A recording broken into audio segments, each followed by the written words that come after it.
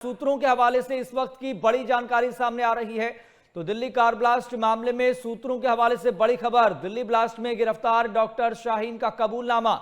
2 साल से विस्फोटक इकट्ठा कर रहा था शाहीन, सूत्रों के हवाले से खबर। तो देश भर में धमाकों की बड़ी साजिश का खुलासा हुआ है। गिरफ्तार शाहीन फरीदाबाद आतंकी के भी संपर्क में था। तो लगातार छापेमारी से दबाव में था आतंकी डॉक्टर अमर नबी। सूत्रों के हवाले से खबर। जल्दबाजी में अधूरे तैयार आईईडी से तैयार में धमाका हुआ। वही धमाके का असर सीमित रहा और उसके छर्रे भी सीमित रहे। तो पुलिस ने पहचान के लिए उमर की मां का डीएनए लिया है। तो दिल्ली कार ब्लास्ट मामले में सूत्रों के हवाले से बड़ी जानकारी आपको दे रहे हैं। एक के बाद एक कई डेवलपमेंट्स इस मामले में सामने आ रहे हैं, लेकिन अब डॉक्टर शाहीन का कबूलनामा सामने आया है। तो दिल्ली ब्लास्ट में गिरफ्तार डॉक्टर शाहीन का कबूलनामा। 2 साल से विस्फोटक इकट्ठा कर रही थी शाहीन, सूत्रों के हवाले से बड़ी खबर। तो इस बड़ी साजिश का खुलासा हुआ है। हालांकि जो बड़े बड़े शहर थे वो इनके टारगेट पर थे। चलिए सीधा रुख करेंगे हमारे संवाददाता प्रॉक्स चौधरी का। प्रॉक्स, सूत्रों के हवाले से खबर सामने आ रही है कि 2 साल से ये विस्फोटक इकट्ठा कर रहे थे। बिल्कुल ठीक कहा यश आपने। और क्योंकि 4 लोगों के ये पूरे इर्द गिर्द ये पूरा नेटवर्क जो है घिरा हुआ है। सबसे पहले डॉक्टर आदिल, जिसको गिरफ्तार किया गया था जम्मू कश्मीर में जैश ए मोहम्मद के पोस्टर लगाने को लेकर। उसके बाद उसकी निशानदेही पे डॉक्टर मुजम्मिल को पकड़ा जाता है। डॉक्टर मुजम्मिल के तार मिले हैं डॉक्टर शाहीन से, और इसके बाद डॉक्टर उमर का नाम सामने आया जिसने ये पूरा विस्फोट किया है। तो ये 4 लोगों के अल फलाह यूनिवर्सिटी के साथ ये पूरे तार जुड़े हुए हैं। और अब जो अपडेट ये लगी है सोर्सेज से जानकारी के ये 2 साल से ये जो पूरा विस्फोटक है ये इकट्ठा किया जा रहा था। सवाल यही खड़ा होता है कि आखिर इतनी बड़ी मात्रा के अंदर ये विस्फोटक फरीदाबाद कैसे पहुंचा, और कैसे, किसको लॉजिस्टिक का सहारा लिया गया था, किसका सहारा लिया गया था। इसके अलावा अगर बॉर्डर स्टेट से आया है तो किसके द्वारा आया है, फंडिंग किसके द्वारा की गई थी, ये सारी जांच पूछताछ जो है वो अब शाहीन से की जा रही है, जो कि मुजम्मिल के करीबी मानी जाती है। और इसके अलावा क्योंकि एक के बाद एक नए नए खुलासे हो रहे हैं, फरीदाबाद के अल फलाह यूनिवर्सिटी से अब जानकारी ये लगी है कि लगभग 10 से 12 दिनों तक ये जो गाड़ी थी i20 ये उस यूनिवर्सिटी में खड़ी रही थी। और डॉक्टर उमर को जो कमरा दिया गया था वो हरियाणा के मेवात का रहने वाला एक मौलवी है जिसने वो कमरा दिया था।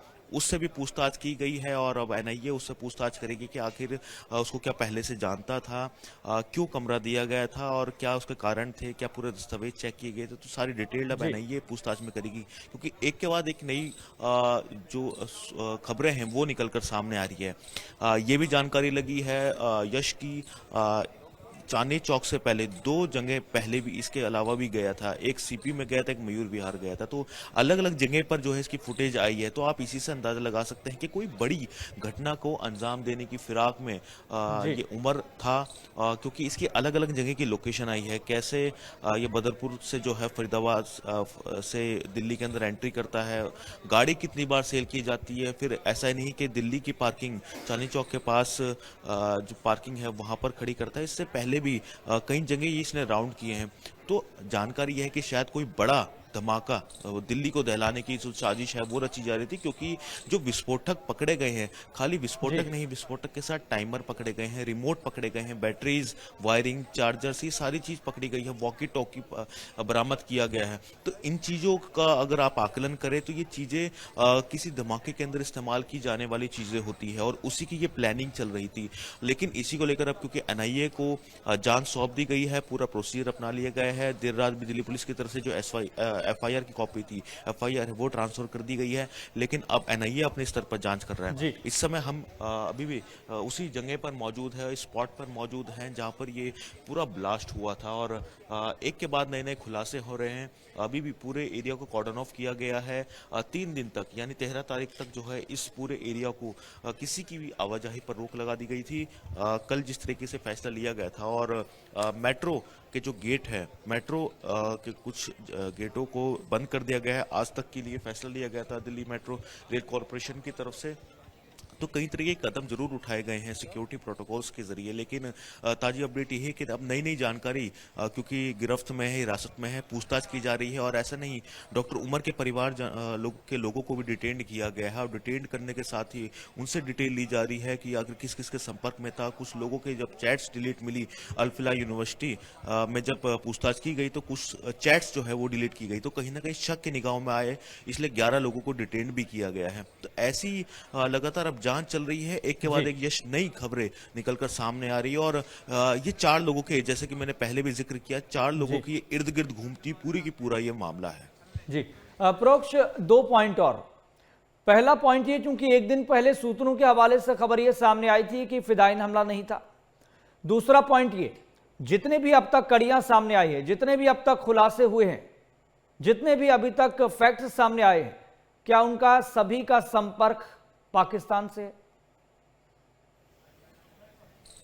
बिल्कुल, देखिए एक डायरेक्ट लिंक भी इसको कहा जा सकता है, क्योंकि जैश ए मोहम्मद की जो महिला विंग है उसकी हिंदुस्तान की हेड थी ये शाहीन, और शाहीन का लिंक निकला है मुजम्मिल के साथ और मुजम्मिल का लिंक निकला है डॉक्टर उमर के साथ। तो ये सारे जो लिंक्स है ये आपस में मिले हुए हैं और यही कारण है कि जो सुई है ये घूम फिर के वापस पाकिस्तान की उस आतंकी संगठन जैश ए मोहम्मद से जुड़ते हुए नजर आ रहे हैं। और इसी एंगल से जांच की जा रही है, क्योंकि कल जब गृह मंत्रालय में बैठक हुई थी और काफी देर तक ये बैठक चली थी, और बैठक के बाद फैसला लिया गया था कि इस पूरे केस की जो जांच है वो एनआईए करेगी।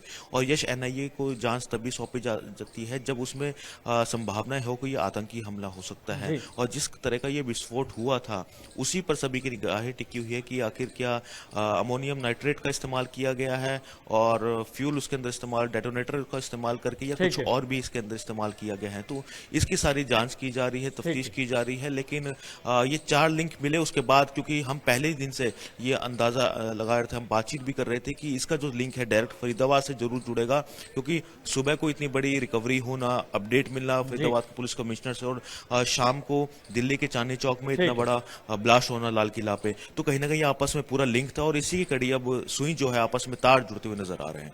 ठीक है प्रोक्ष, बहुत बहुत शुक्रिया जानकारी साझा करने के लिए, बहुत बहुत शुक्रिया।